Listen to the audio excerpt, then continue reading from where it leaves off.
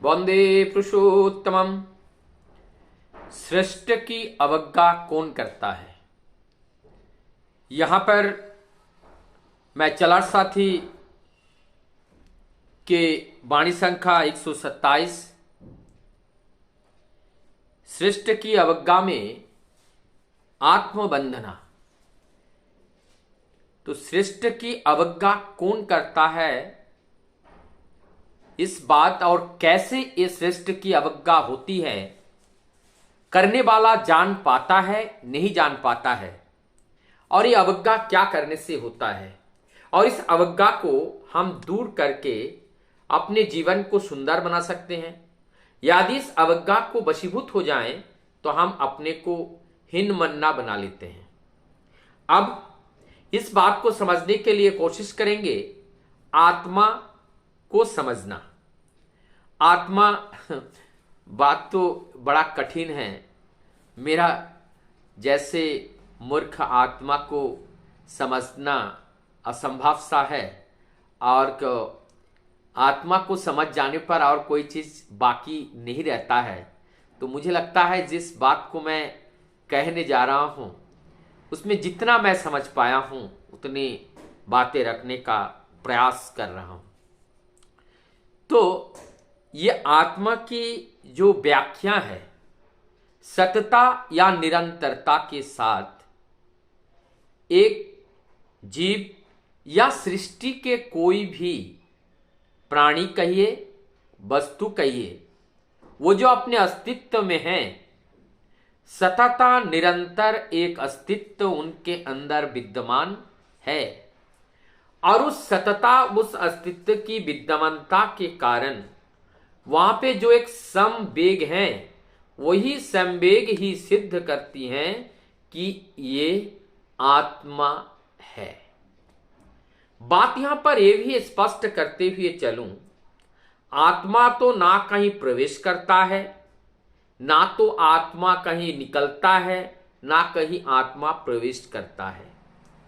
तो यहां पर क्या है, ठीक उसी प्रकार से हम समझ सकते हैं।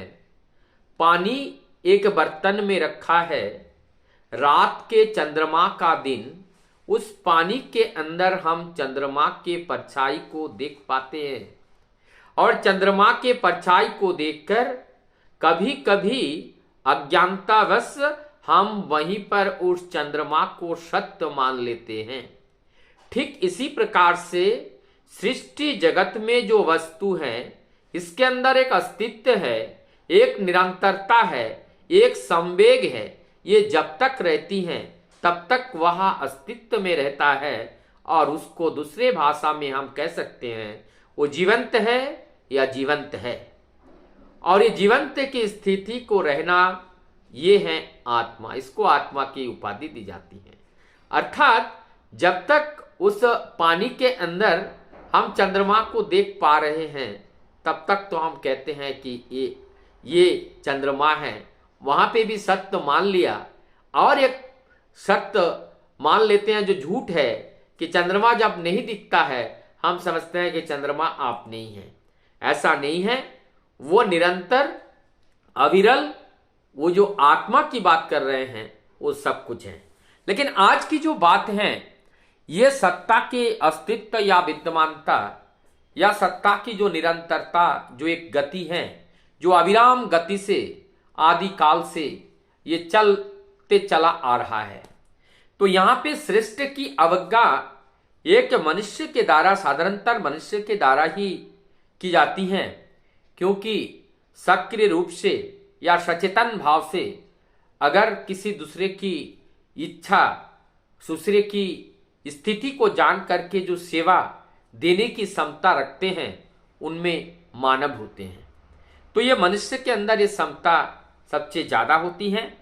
इसीलिए ये जो मनुष्य ही अवज्ञा कर सकता है, और जिसके अंदर ये नहीं है उनसे हम आशा करें तो ये अनर्थ होगा, क्योंकि उनमें अवज्ञा या वज्ञा, वो आज्ञा या अवज्ञा, ये दोनों ही एक पशुवत जीवन व्यतीत करने वाले, जिनके अंदर चेतना नहीं होती हैं, उनके पास अगर हम ये आशा करें तो वहां पर ये गलत होगा, ये बेईमानी होगी। तो श्रेष्ठ की अवज्ञा हम करते हैं, अर्थात वस्तुतः इस सत्य को ना देख करके हम वस्तु के बाहरी रूप को देखते हैं, उनके आकार को देखते हैं, उनके स्वाद को देखते हैं, लेकिन उनको अस्तित्व को नहीं देखते हैं। यहां पर है ये सत्य की अवज्ञा करना। और वो सत्य का दर्शन के लिए हमारे पास वो दृष्टि नहीं है, इसलिए हम उस सत्य का दर्शन नहीं कर पा रहे हैं।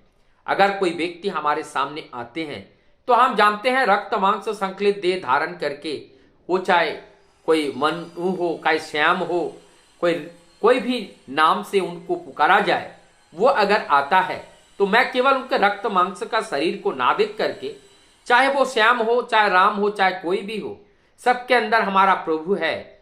इस प्रभु का दर्शन हम सबके अंदर देह को इंपॉर्टेंस ना दे करके, उसको ना देख करके, उनके अंदर जो अस्तित्व है, उनकी जो विद्यमानता है, उनको अगर हम देखने लगे तो निश्चित रूप से वही सत्यदर्शी होता है, वही सत्य का दर्शन होता है।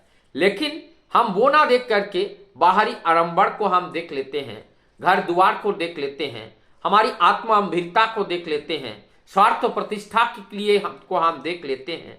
हमें बहुत सभी लोग तारीफ करें, हमारे पास पैसे हैं, ये पैसे वाला है, ये कहकर हमें संबोधन करे, बड़ा मकान है हमारी, इस बात को सभी लोग जाने, और हमारे बहुत बड़े बड़े हवेली हैं, बहुत बड़े बड़े और भी प्रतिष्ठान हैं, ये सभी लोग जाने और सभी लोग जान करके हमें वाहवाही करें। ये वाहवाही को लूटने की जो इच्छा है, ये आत्म प्रतिष्ठा है, ये स्वार्थ है, ये अहंकार है। ठाकुर जी कहते हैं यह अहंकार का दीवाल जब तक मिटता नहीं है तब तक उस परम सत्य को हम जान नहीं पाते हैं। और वो सत्य को ना जान करके जब हम इस झूठे संसार में जो अनित्य वस्तुओं के साथ बांध करके अपने जीवन को व्यतीत करते हैं, तो यहाँ पर श्रेष्ठ के प्रति अवज्ञा होता है। अर्थात वास्तव को ना जान करके अवास्तव के पीछे अंधे की तरह, मूर्ख की तरह, अज्ञानी की तरह हम दौड़ रहे हैं। हमारी इस दौड़ को रोकना पड़ेगा, और रोक करके बात को समझ करके पुनर्विचार करके मुझे फिर सतता दौड़ना है। लेकिन दौड़ना किसके पीछे? सत्य के पीछे, असत के पीछे? सत्य के पीछे दौड़ना है। जब असत के पीछे हम दौड़ेंगे तो हमारी श्रेष्ठ के प्रति अवज्ञा हो जाएगी, और यही हीनमन्यता हमारे अंदर अगर जन्म लेता है तो हमारी जीवन को नरक बना देगी, हमारे जीवन छीन लिया जाएगा, हमारे जीवन को खत्म कर दिया जाएगा, हमारे जीवन को अप्रकाशित कर दिया जाएगा। तब इस जीवन का जो मूल सार्थक है, उस सार्थक को हम पूरा नहीं कर पाएंगे। तो आइए, मानव जीवन का जो मूल धर्म है, सेवा देना इस देह से, और इस देह को जिसने भेजा है, जिसने इसको निर्माण किए हैं, इस सृष्टि को जिन्होंने सजाया है, वो सजाने वाले मालिक को, सत्य को, सत्ता को, उस एग्जिस्टेंस को जाने और जान करके उनका अनुसरण करे, उनके नीति विधि को जीवन में पालन करके चले, ताकि हम सुखी होंगे, हमारा परिवार सुखी होगा, हमारा परिवेश सुखी होगा, हमारा राष्ट्र सुखी होगा, संपूर्ण विश्व सुखी होगा। तो जगत को विश्व गुरु बनाने के लिए, इस जगत को सुंदर बनाने के लिए क्या परमपिता बार बार अलग अलग रूप में आए हैं। आज वो अनुकूल रूप में इतनी विषम प्रतिकूलताओं के बीच वो आए हैं, हम लोगों को पथ दिखाने के लिए। आइए उस पथ को अनुसरण करते हुए जीवन को चलाएं, और इस जीवन की जो परमानंद है, उस आनंद का उपभोग करें। वंदे